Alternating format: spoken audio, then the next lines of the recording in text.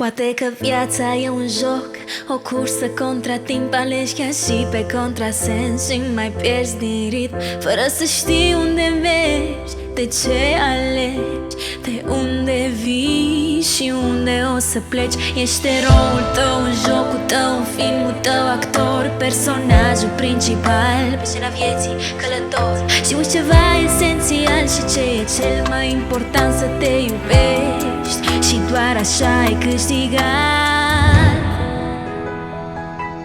Ai grijă de tine, de inima ta, ești făcut din iubire, ea te va salva.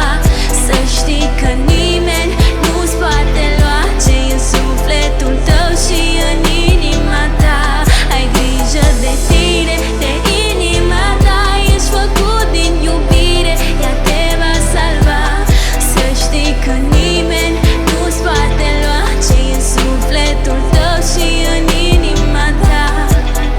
Niciodată nu-i târziu să fii ce vrei să fii, când toți îți spun că n-are rost. Nu-i asculta, tu sigur știi ceea ce e, ceea ce simți, ceea ce faci și ce gândești. Să știi că toate au un sens numai atunci când te iubești. Până mai e credeam că dragostea e doar un joc în doi și nu știam să mă iubesc, priveam tot timpul înapoi. Și-am învățat că ce e cel mai important și mai presus, să mă iubesc și să țin mereu capul sus.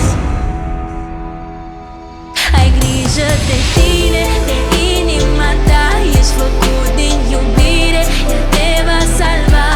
Să știi că nimeni nu-ți poate lua ce-i în sufletul tău și în inima ta. Ai grijă de tine, de inima ta, ești făcut din iubire, ea te va salva. Să știi că nimeni nu-ți poate lua ce-i în sufletul tău și în inima ta. Iubește-te pe tine și ei te vor iubi.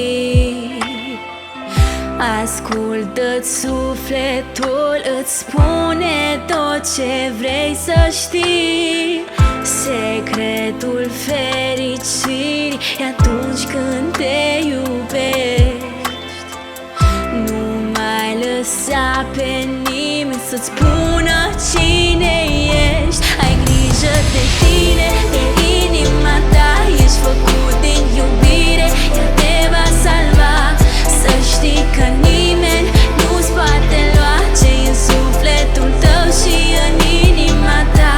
Ai grijă de tine, de inima ta, ești făcut din iubire, ea te va salva. Să știi că nimeni nu-ți poate lua ce-i în sufletul tău și în inima ta. În inima ta, în inima ta, în inima ta, în inima ta.